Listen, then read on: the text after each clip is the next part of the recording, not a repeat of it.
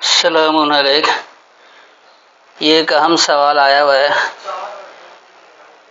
کہ جاگیرداری نظام کے بارے میں اللہ کیا کہتا ہے، کیونکہ پاکستان میں سب سے زیادہ زمین اور جاگیر کی بات کی جاتی ہے اور جاگیرداروں پر کوئی ٹیکس بھی نہیں ہے، تو اس حوالے سے بھی یہ سوال یہاں کا کیا گیا ہے۔ ایسے ہی ملتے جلتے اور بھی سوال آئے ہیں جو آپ کے سامنے رکھ دے رہے ہیں کہ کیا ہمارے معاشرے کا مسئلہ زمین اور جاگیر ہے یا زمین پر انسان کا ظلم؟ قرآن اصل بیماری کس کو قرار دیتا ہے؟ اگر زمین اللہ کی ہے تو پھر چند لوگ اس کے ذریعے دوسروں پر اختیار کیسے قائم کر لیتے ہیں؟ قرآن اس بارے میں کیا رہنمائی دیتا ہے؟ تو یاد رکھیں، جو ہمارے روایتی تراجم موجود ہیں اس کے روح سے بھی زمین اصل میں اللہ کی ملکیت ہے، اور یہ سورہ آل عمران کی 189 میں بتایا گیا۔ اسی طرح اللہ یہ بھی کہتا ہے کہ دولت چند ہاتھوں میں نہ گھومے، اور سورہ حشر کی آیت نمبر 7 اس بارے میں بہت واضح طور پر بتاتا ہے۔ پاکستان سمیت دنیا کے کئی معاشروں میں ایک لفظ بار بار سننے کو ملتا ہے، جاگیرداری، لیکن کیا قرآن نے کبھی جاگیرداری کا ذکر کیا ہے؟ یا قرآن نے اس سے بھی بڑی بیماری کی نشاندہی کی ہے؟ آج ہم صرف قرآن سے جواب تلاش کریں گے۔ اگر میں آپ کو پورے ضلع کی زمین دے دوں لیکن باقی لوگ بھوکے رہ جائیں، کیا قرآن اسے کامیابی کہے گا؟ قرآن نے صرف ایک آیت میں وہ اصول بتا دیا جس پر پوری دنیا کا معاشی نظام کھڑا ہو سکتا ہے۔ کیا قرآن جاگیرداری کی حمایت کرتا ہے یا اس کی جڑ کاٹ دیتا ہے؟ مسئلہ زمین نہیں بلکہ وہ سوچ ہے جو زمین کو انسانوں پر حکومت کا ذریعہ بنا دیتی ہے۔ اگر اللہ نے زمین سب کے لیے بنائی ہے تو پھر چند خاندان نسلوں تک سب کچھ کیسے سمیٹے بیٹھے ہیں؟ قرآن اس پر کیا کہتا ہے؟ تو آپ کی نظر میں ہمارے معاشرے میں زمین اور وراثت کے جھگڑوں کی اصل وجہ کیا ہے؟ قانون کی کمزوری یا انسان کی لالچ؟ اب آئیے پہلے میں آپ کے سامنے چند مثال رکھوں گا اور پھر اس کے بعد اس پر قرآنی آیتیں تو بہت زیادہ ہیں، یقینی سی بات ہے کہ ایک نشست میں تمام آیتوں کو نہیں بتایا جا سکتا، لیکن چند ایک سیدھا آیت کو میں آپ کو واضح کر دوں گا تاکہ بات واضح طور پر سمجھ میں آ جائے۔ پہلے آپ کو مروجہ تراجم کو سامنے رکھتے ہوئے ہی چند ایک مثال پیش کر رہا ہوں۔ ایک شخص اپنے آپ کو زمین کا مطلق مالک سمجھتا ہے، وہ برسوں سے خالی پڑی ہزاروں ایکڑ زمین پر قبضہ رکھتا ہے، مگر نہ خود اسے آباد کرتا ہے اور نہ دوسروں کو فائدہ اٹھانے دیتا ہے۔ قرآن پہلے ذہن درست کرتا ہے کہ اصل مالک اللہ ہے، انسان صرف جوابدہ امانت دار ہے۔ اگر ہم خود مالک نہیں تو کیا ہمیں اپنی ملکیت کے استعمال پر بھی اللہ کے سامنے جواب نہیں دینا ہوگا؟ یاد رکھیں کہ زمین جب آپ پیدا نہیں ہوئے جب بھی موجود تھی، آج آپ ہیں جب بھی موجود ہے، کل کو آپ مر جائیں گے پھر بھی زمین موجود رہے گی، تو آپ کس بات کے مالک بن بیٹھتے ہیں؟ بڑے شہروں میں بعض خاندان یا سرمایہ کار سینکڑوں پلاٹ خرید کر خالی رکھتے ہیں تاکہ قیمتیں بڑھ جائیں، دوسری طرف ہزاروں خاندان ایک چھوٹے گھر کے لیے بھی ترستے ہیں۔ یہ مثال صرف ایک ملک کی نہیں، دنیا کے کئی بڑے شہروں میں دیکھی جا سکتی ہے۔ سوال صرف یہ نہیں کہ کتنی زمین ہے، بلکہ یہ ہے کہ معاشرے میں وسائل کی گردش ہو رہی ہے یا سب کچھ چند ہاتھوں میں سمٹ رہا ہے۔ تو اس کے بارے میں اللہ نے سورہ حشر کی آیت نمبر 7 میں بتایا۔ موجودہ دنیا میں والد کے انتقال کے بعد یا یہ سمجھ لیں کہ سرپرست کے انتقال کے بعد جائیدادیں تقسیم کی جاتی ہیں، بہنوں سے زبردستی دستخط لے لیے جاتے ہیں، کہا جاتا ہے تم تو شادی شدہ ہو، بھائی زمین سنبھالیں گے، حالانکہ قرآن نے پہلے ہی وارث کا حق متعین کر دیا۔ اب جعلی رجسٹری، فرضی پاور آف اٹارنی، رشوت سے انتقال، سرکاری زمین پر قبضہ، کمزور لوگوں کو دھمکا کر زمین خریدنا، یہ سب ایک ہی اصول کے تحت آتا ہے، ایک دوسرے کا مال ناجائز طریقے سے نہ کھاؤ، یہ اللہ کا حکم موجود ہے۔ اکثر لوگ سمجھتے ہیں کہ اللہ نے صرف ترازو کی بات کی ہے، پراپرٹی ڈیلر اصل معلومات چھپا دیتا ہے، زمین کا رقبہ بڑھا کر بتاتا ہے، تعمیراتی معیار کم رکھتا ہے، نقشہ کچھ حقیقت کچھ، یہ بھی لین دین میں دیانت کے خلاف ہے۔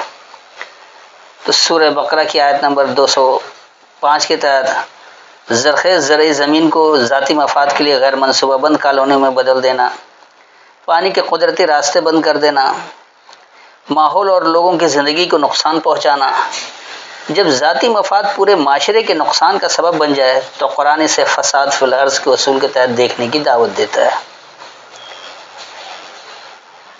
سورہ ہمزہ میں اللہ نے بتا دیا کہ لوگ دولت جمع کرتے ہیں۔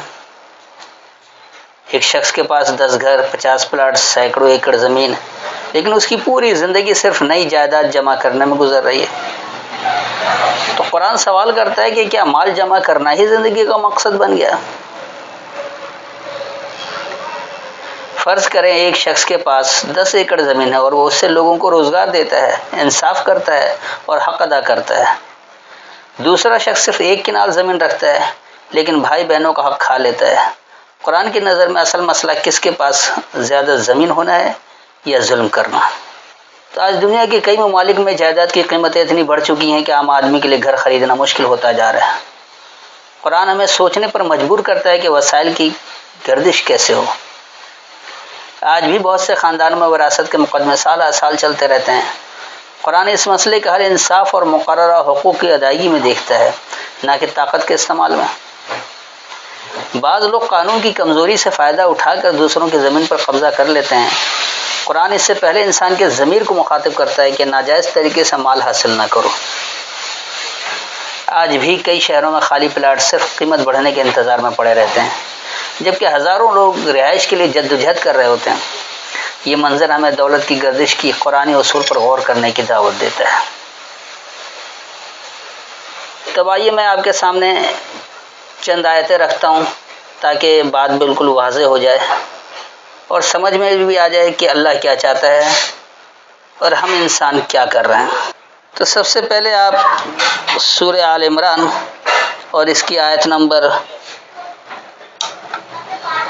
189 دیکھ لیں، یعنی 3 کی 189۔ وَلِلَّهِ مُلْكُ السَّمَاوَاتِ وَالْأَرْضِ، اور اللہ ہی کے لیے اختیار ہے زمین و آسمان کا یا بلندی اور پستی کا۔ وَاللَّهُ عَلَى كُلِّ شَيْءٍ قَدِيرٌ، اور اللہ ہر ایک شے پر پیمانہ دینے والا ہے۔ تو یہ یہاں پر بتا دیا گیا جیسے زمین بھی آپ کے پیدا ہونے سے پہلے موجود تھی، آپ موجود ہیں جب بھی موجود ہے، آپ کے مرنے کے بعد بھی زمین رہے گی۔ تو اصل اختیار تو اللہ ہی کا ہے نا، تو آپ کس بات کا دعویٰ کرتے ہیں اور کیوں زمین پر قبضہ کرنا چاہتے ہیں؟ اب دوسری آیت میں آپ کو سورہ البقرہ سے سب سے پہلے آپ اس کی آیت نمبر 188 دیکھ لیں، یعنی 2 کی 188۔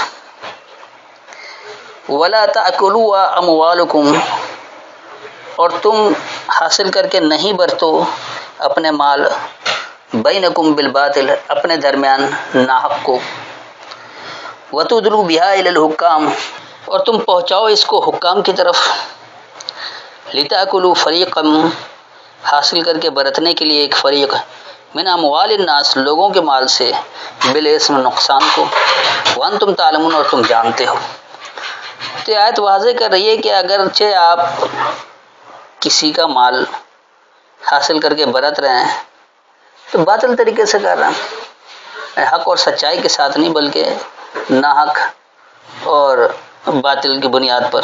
اور یہ سب کچھ ممکن کیسے ہوتا ہے کہ حکام کی طرف آپ رشوت پہنچا دیتے ہیں، جبکہ اللہ منع کر رہا ہے کہ تم حکام کی طرف نہیں پہنچاؤ، کس لیے کہ ایک فریق لوگوں کے مال میں سے حاصل کر کے نقصان کو برت لے۔ یقینی سی بات ہے کہ حکام کی طرف رشوت پہنچا کر، کوئی مال دے کر آپ اگر کوئی اپنا کام نکلواتے ہیں تو لوگوں کے مال میں سے ہی نقصان کرتے ہیں۔ ایک فریق فائدہ اٹھاتا ہے اور باقی سب کو نقصان پہنچاتے ہیں، اور یہ تم جانتے بھی ہو۔ تو یہ جو ناجائز کام ہوتے ہیں، ذرا اس آیت کو اپنے مد نظر رکھا کریں کہ کل مرنے کے بعد جب حساب کتاب کا دن ہوگا تو اللہ کو جواب دہ بھی ہونا ہے۔ کیا وہاں آپ یہ رکھ سکیں گے کہ قانونی طور پر ہمارے ہاتھ میں تھا، ہم نے حکام کو رشوت دے کر اپنے نام رجسٹری کروا لی تھی؟ ایسے ہی آپ اسی سورہ بقرہ کی آیت نمبر 205 بھی دیکھ لیں، وَإِذَا تَوَلَّى سَعَىٰ فِي الْأَرْضِ، اور جب تم پلٹتے ہو، کوشش کرتے ہو زمین میں، لیفسد فیہا، فساد کرنے کے لیے اس میں، ویہلک الحرث، اور تم ہلاک کرتے ہو خاص کھیتی، والنسل، اور نسل، واللہ لا یحب الفساد، اور اللہ خاص بگاڑ کرنے والوں سے محبت نہیں کرتا۔ تو اس آیت میں بھی اللہ نے بتایا کہ کچھ لوگ ایسے ہیں جو پلٹتے ہیں اور وہ زمین میں بگاڑ کے لیے کوشش کرتے ہیں کہ اس میں بگاڑ پیدا ہو، اور اس بگاڑ کا نتیجہ یہ نکلتا ہے کہ وہ ایک نسل اور کھیتی کو ہلاک کر دیتے ہیں۔ تو کھیتی سے مراد یہ نہیں کہ صرف وہ جو اناج اگائے یا کوئی پھل اگائے یا جاگیرداری کے کام ہو رہے ہوں، بلکہ یہ ہے کہ جو اس سے فوائد ہوتے ہیں اور ایک تمام افراد کو ملتا، اس کھیتی کو ضائع کر دیتے ہیں، ایک آدمی قبضہ کر لیتا ہے، اور اس سے یقینی سی بات ہے کہ نسل تباہ ہوتی ہے۔ تو یہ زمین میں بگاڑ کرنا، صرف اپنے قبضے میں رکھ لینا اور دوسروں کو نہ دینا، تو یاد رکھیے کہ اللہ ایسے بگاڑ کرنے والوں سے محبت نہیں کرتا۔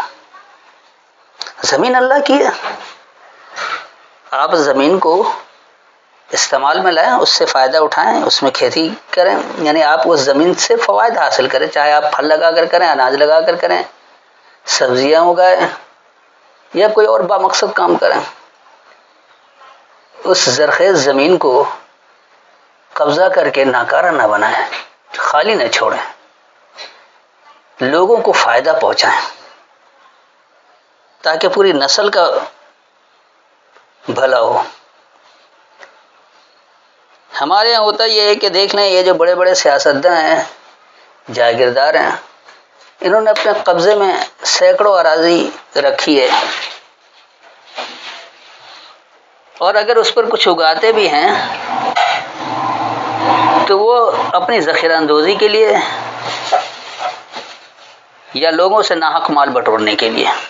تو یہ جو صرف اپنی ملکیت قرار دے کر فائدہ اٹھاتے ہیں، اس سے پوری نسل تباہ کر دیتے ہیں۔ تو اللہ نے یہ نظام نہیں بتایا، اللہ نے تو لوگوں کے مفاد کے لیے کام کرنے کو کہا کہ خود بھی فائدہ اٹھائیں اور لوگوں کو بھی فائدہ پہنچائیں۔ اگر آپ فائدہ نہیں پہنچا سکتے تو بالکل بیکار ہے، آپ اللہ کے نافرمانی کا کردار ادا کر رہے ہیں، آپ شیطان بن رہے ہیں، سرکش ہو رہے ہیں۔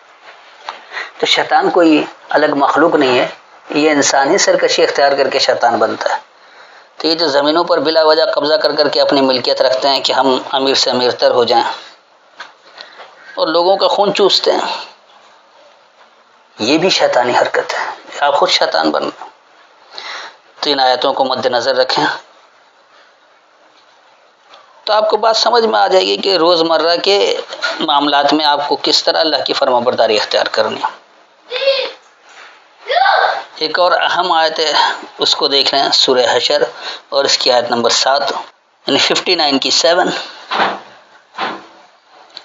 ما افاء اللہ، اور جو پہنچا دے اللہ، دلوا دے اللہ، علی رسول ہی، اپنے پیغام دینے والوں پر، من اہل القری، بستی کی اہلیت والوں سے، فللہ وللرسول ولذی القربى والیتامى والمساکین وابن السبیل، تو بس اللہ کے لیے، اس کے پیغام دینے والے کے لیے اور قریب قوت والوں کے لیے، تنہاؤں کے لیے، اور جو سکونت میں آ گئے، ٹھہراؤ میں آ گئے، اور بنیادی راستے والوں کے لیے، کئی لا یکون دولتم، تاکہ نہیں یہ ہو دولت، بین الاغنیاء منکم، تم میں سے بے پرواہوں کے درمیان، مالداروں کے درمیان، وما آتاکم الرسول فخذوہ، اور جو تمہیں خاص پیغام دے، الرسول، اور الرسول یاد رکھیے خاص پیغام اللہ کی کتاب میں ہی ہے، الرسول اللہ نے قرآن کو ہی کہا ہے، تو جو تمہیں رسالہ دے بس اس کو پکڑ لو، وما نہاکم عنہ فانتہوا، اور جو تمہیں باز رکھے اس کے بارے میں بس باز رہو۔ تو رسالے میں آپ کو اگر کہا گیا ہے باز رہنے کے لیے کہ آپ ملکیت کا دعویٰ نہ کریں، تو آپ کو باز رہنا چاہیے۔ رسالے نے آپ کو کہا کہ آپ انسانیت کو فائدہ پہنچائیں، تو آپ وہ کام کریں، اس کو پکڑیں۔ واتقوا اللہ، اور اللہ کے پابند ہو جاؤ، ان اللہ شدید العقاب، بے شک اللہ سخت انجام دینے والا ہے۔ اس آیت میں اللہ نے بہت اچھا اصول بتایا ہے کہ جب آپ اللہ کا پیغام دے رہے ہوتے ہیں تو ان پیغام دینے والوں پر اس کے ذریعے اللہ آپ کو بہت کچھ دلوا دیتا ہے۔ آپ دیکھ لیں کہ ہمارے یہاں جو مسجدیں اور مدارس بنتے ہیں وہ زمینیں فری کی دی ہوئی ہوتی ہیں، لوگ اس کے پیسے نہیں لیتے ہیں، یا پھر چندہ اکٹھا کر کے خریدا جاتا ہے تو لوگ ہی دیتے ہیں نا۔ تو جو پیغام دینے والے پر پہنچ رہا ہے، کیونکہ وہ دعویٰ کرتے کہ ہم اللہ کا پیغام دے رہے ہیں، لہذا ان کو ملتا ہے۔ تو اللہ بتا رہا ہے کہ اگر پیغام دینے والے پر کچھ اللہ تمہیں دلوا دے رہا ہے، یہ بستی کی اہلیت والوں سے ہی ملتا ہے، تو اس کا مصرف کیا ہوگا کہ پس اسے آپ اللہ کے لیے، اس کے پیغام دینے والوں کے لیے، اس کی قریبی قوت والوں کے لیے، اور جو معاشرے میں تنہا ہو گئے ان کے لیے، اور جو اچانک ٹھہراؤ میں آ گئے، سکونت میں آ گئے ہیں، مالدار تھے، فیکٹری میں آگ لگ گئی، ملازمت چلی گئی، مالک وہ بھی تباہ ہو گیا، قرض میں جکڑ گیا، تو یہ ہے مساکین۔ مساکین کا یہ مطلب نہیں کہ جس کے ماں باپ نہیں ہیں، جو ٹھہراؤ میں آ جائے، سکونت میں آ جائے، وہ کسی طرح بھی آ سکتا ہے۔ اس کے بعد وہ ابن السبیل کہتے ہیں، جو بنیادی راستے والے، وہ لوگ بنیادی راستے پر چلنا چاہتے ہیں، اللہ کی اتباع کرنا چاہتے ہیں، قرآنی احکامات کو مد نظر رکھتے ہیں، وہ اللہ کے کلام میں غیر اللہ کے کلام کی ملاوٹ نہیں کرتے ہیں، غیر اللہ کے کلام کا شرک نہیں کرتے ہیں، اس سے بات سمجھ رہے ہوتے ہیں، تو ایسے لوگ بھی معاشرے میں دباؤ کا شکار ہو جاتے ہیں، کیونکہ منکرین حدیث کا فتویٰ لگتا ہے، کوئی الہاد کا فتویٰ لگا دیتا ہے کہ ملحد بن گیا ہے، کوئی قادیانی اور کوئی پرویزی کا فتویٰ بھی لگا دیتا ہے۔ خیر بہرحال وہ بہت سارے ہیں، آپ لوگ معاشرے میں خود سمجھدار ہیں، دیکھ سکتے کہ کیا کیا کچھ ہوتا ہے۔ تو اللہ یہ بتا رہا ہے کہ دولت جو ہے وہ تم میں سے جو بے پرواہ لوگ ہیں صرف انہی کے درمیان نہیں ہونا چاہیے، اور جو کچھ تمہیں رسالہ دے رہا ہے، اللہ کی کتاب دے رہی ہے، بس اس کو ہی پکڑو، اور جس سے یہ باز رکھ رہی ہے اس سے باز رہو، اللہ کے احکامات کی فرما برداری اختیار کرو، بے شک اللہ سخت انجام دینے والا ہے۔ تو یہ ایک بنیاد ہے، آپ ہر معاملے میں اس کو مد نظر رکھیں کہ اگر آپ کو کچھ ملتا بھی ہے بغیر محنت کے پیغام کے نام پر، تو اس کو کہاں خرچ کرنا ہے، کس طرح سے خرچ کرنا ہے، اور دولت کو کبھی بھی منجمد نہیں کرتے ہیں، سرمایہ منجمد نہیں کیا جاتا، سرمایہ ہمیشہ گردش میں رہنا چاہیے، اس سے کاروبار بڑھتا ہے۔ تو اس طرح سے بینکوں کا نظام بھی ہمارے یہاں نہیں ہونا چاہیے اصولی طور پر، کیونکہ یہ تو مال جمع کرتے ہیں، گنتے رہتے ہیں۔ اس کے بجائے اگر سرمایہ کو گردش میں رکھیں تو روزگار بھی زیادہ فراہم ہوگا، معاشرے میں امن بھی قائم ہوگا، کیونکہ بے روزگاری بدامنی پھیلاتی ہے، چوری ڈکیتی اس کی طرف راغب کرتی ہے فارغ لوگوں کو۔ لیکن اگر انہیں روزگار میسر آ جائے، کوئی کام مل جائے، تو نہ وہ فارغ رہیں گے، نہ اس طرف ان کا دھیان جائے گا۔ یہ ایک بہت بڑا اصول ہے، اسی لیے اللہ کے احکامات کی پابندی اختیار کرنی ہے، اور وہ سخت انجام دینے والا ہے۔ اس بات کو اللہ نے بہت واضح طور پر بتا دیا کہ اللہ سے کوئی نتیجہ رک نہیں سکتا ہے، اللہ نے جو کچھ بتایا ہے وہ ویسا ہی رہتا ہے۔ اب شاید ہمارے معاشرے کا سب سے بڑا مسئلہ زمین کی کمی نہیں ہے، بلکہ انصاف کی کمی ہے۔ قرآن زمین چھیننے کی نہیں، ظلم چھڑانے کی کتاب ہے۔ جب انسان کی نیت بدلتی ہے تو وراثت، تجارت، جائیداد اور پورا معاشرہ بدلنا شروع ہو جاتا ہے۔ تو فرق صرف آپ کے اپنے سوچ کی ہے، اپنے سمجھ کی ہے کہ آپ اللہ کے احکامات کو کس قدر مد نظر رکھتے ہیں، اللہ کے احکامات کو آپ کتنا سمجھتے ہیں، اور کس طرح آپ معاشرے میں اپنا کردار واضح کرتے ہیں، اپنے آپ کو ظاہر کرتے ہیں، تاکہ وہ سب کچھ بات اچھی طرح واضح ہو جائے۔ تو یاد رکھیے کہ لالچ سے بچیں، زبردستی ملکیت کے دعویٰ کرنے سے بچیں، اللہ کے احکامات کو مد نظر رکھیں، تو کبھی زمین میں فساد نہیں آئے گا، اور سب کچھ آسانی سے گزرتا رہے گا۔ تو اللہ نے کہیں بھی مال جمع کرنے یا جائیدادیں بنانے کا حکم نہیں دیتا ہے، بلکہ وہ یہ واضح کر دیتا ہے کہ زمین کی ملکیت تو اصل اللہ ہی کی ہے، زمین کہیں نہیں جاتی، تم آج پیدا ہوئے کل مر جاؤ گے، زمین اپنی جگہ برقرار رہے گی۔ اسی طرح اللہ نے مال کو بھی گردش میں رکھنے کو کہا ہے، منجمد نہیں کہا ہے۔ سرمایہ جتنا منجمد ہوگا معاشرے میں کرپشن بڑھے گا، اور لوگ جب بے روزگار ہوتے ہیں تو بدامنی زیادہ پھیلتی ہے۔ امید ہے مکمل وضاحت ہو گئی ہوگی، پھر بھی اگر کوئی تشنگی رہ گئی ہو تو آیت کے حوالے سے اپنا سوال دہرا سکتے ہیں۔ السلام علیکم۔